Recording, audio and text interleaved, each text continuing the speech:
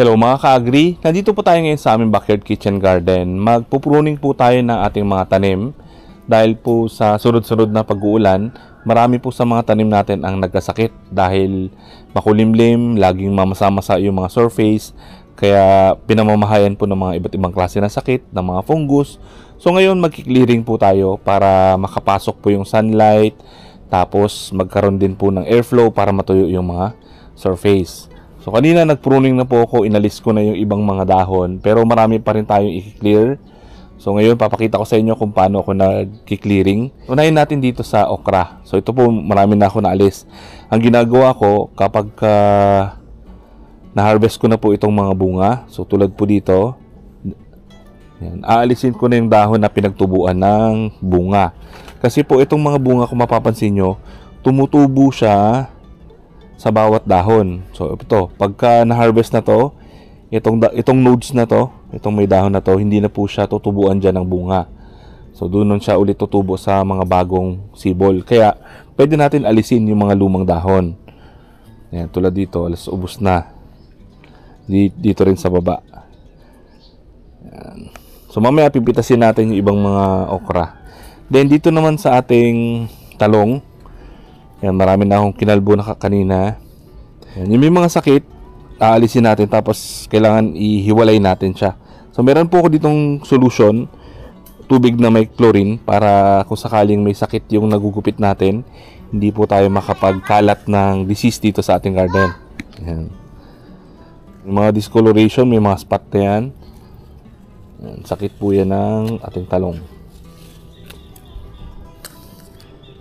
Tapos ito, may mga nagkukulubot, sigurado may mga aphids po yan. Kakaroon po ng pag-atake ng mga insekto, ng mga aphids, ng mga whiteflies, dahil po mahina yung resistensya ng ating mga tanim.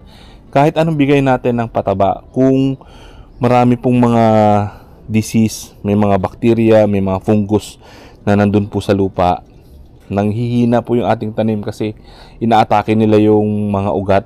So kapag mahina na yung resistensya ng ating mga tanim, nalalaman po yan ng mga insekto, doon na po sila mag-aatake. Papakita ko sa inyo dito sa ating sitaw. Ito talagang bugbog sarado. Ayan o.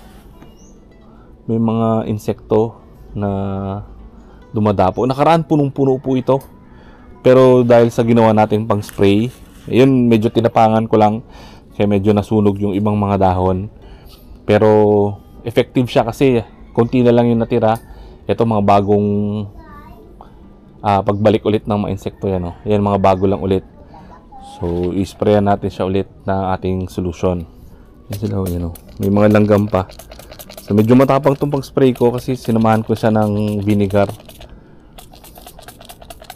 Para sa langgam, isang sprayan na lang. Yan. Medyo ingat lang po kayo sa pag-spray kasi nga pwedeng maapektuhan yung mga dahon tulad dito. Yan, nasunog. Pero walang problema kasi mabilis naman po tumubo itong mga dahon ng sitaw. Ito bagong tubo. Ito yung nakaraan. Tapos magpupruning tayo.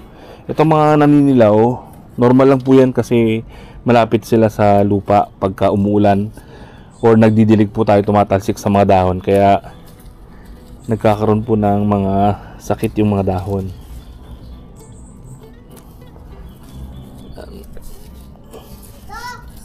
Nakakatulong din po itong paglinis natin ng mga dahon sa lower part para ma-improve yung airflow, matuyo yung surface.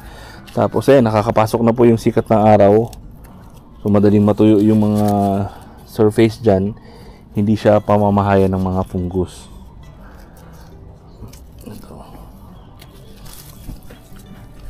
Itong pipino natin, nakaraan talagang bugbog sarado to. Kulubot na yung mga dahon.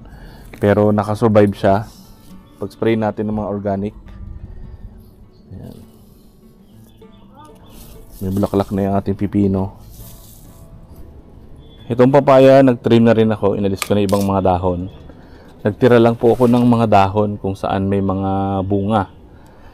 Tapos, itong talong natin, yung mga natuto yung sanga, pwede natin siya i-prune.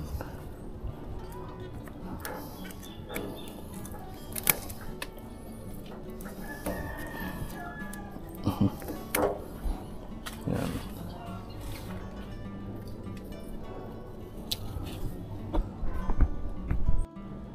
Itong kamatis natin, survivor din.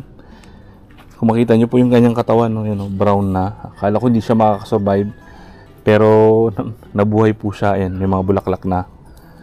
So malapit na po siya magkaroon ng mga bunga. Yan, dito medyo malilim pa rin.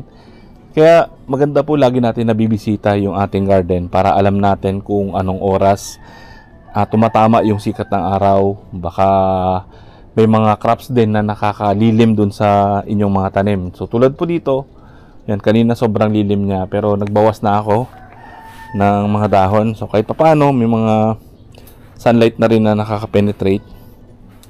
So, pwede pa tayo magbawas ng mga dahon. So ito po walang bunga, pwede na natin yung alisin para makabawas ng lilim sa ating garden. Ito may mga sakit pa yung ating talong, bawas-bawasan pa natin. Pag may mga sakit po yung dahon, hindi ko siya nilalapag dyan sa baba. Nilalagay ko siya sa isang lalagyan tapos dinadala ko po sa malayo para sunugin. Pero yung mga walang sirang dahon, hinuhulog ko na lang po dyan para maging pataba pa sa mga lupa. Then itong malunggay natin, medyo malilim na dito sa ating garden. Pwede natin siyang bawasan. Tsaka sakto rin naninilaw na yung mga dahon. So para tumubo ulit yung magandang dahon, pwede natin siya i-prune muna. Mabilis po itong tumubo. Mga ilang araw lang may makita na kayo na bagong sibol. Tapos ito hindi ito masasayang kasi pwede natin siya ilagay sa ating swamp fertilizer.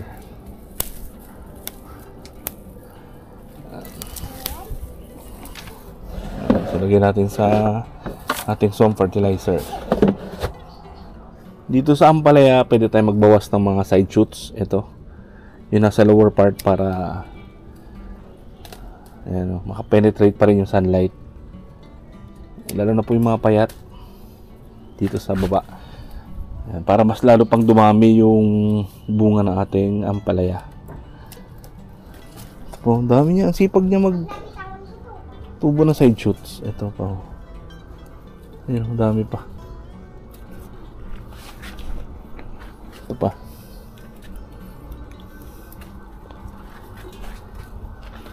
Dito pa ulit.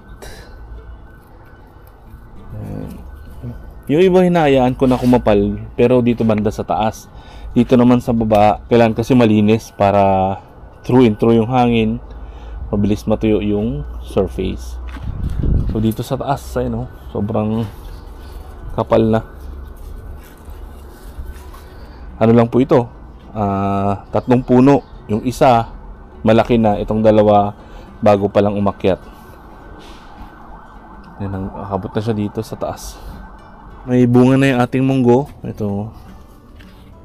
Yan, may mga bulaklak pa yung iba. Tapos itong pechay natin, nag-cut and grow tayo. Kaya may mga bawas na siya sa ilalim. Pwede pa tayo mag-harvest ng mga dahon. Dito naman sa sili natin, bawas-bawasan lang natin ng mga dahon. Yung mga naninilaw, yung may mga sira. Para magbulaklak pa siya na magbulaklak. Ito po, bihira lang siyang makapahinog kasi kinakain ng mga ibon. May mga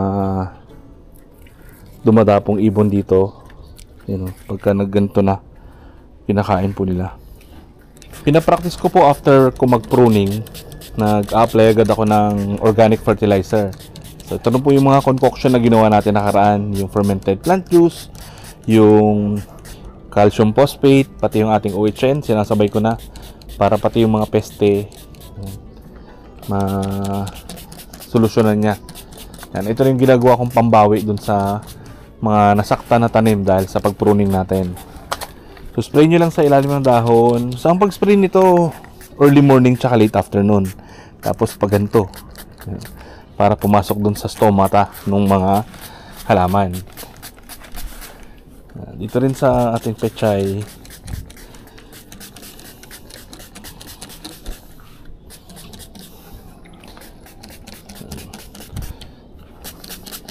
pati dito sa ating ampalaya. Yan. Sunod, isasama na natin dito yung ating fermented fruit juice after 2 weeks. Tapos maliban dyan, maliban sa pag-spray, sinasamahan ko na rin po ng ng ating SOM fertilizer. Dinidilig ko na rin po dyan sa mga puno. So, may mga binabad naman ako ulit. Didilig ko lang siya dito. Ito dati, itong ampalaya na to, ganito lang po siya kapayat. Ang hirap niyang makasurvive. Tapos katagalan ay lumaki na yung kanyang katawan. Tapos sobrang lago niya na. Nagsisimula na rin siya magbunga. Actually na-harvest na ako dito ng mga ilang pirasong bunga. Tapos itong dalawa kaakyat lang. Ayan. So yan lang din yung mga fertilizer na binibigay ko. Itong mga concoction tsaka yung ating SOM fertilizer.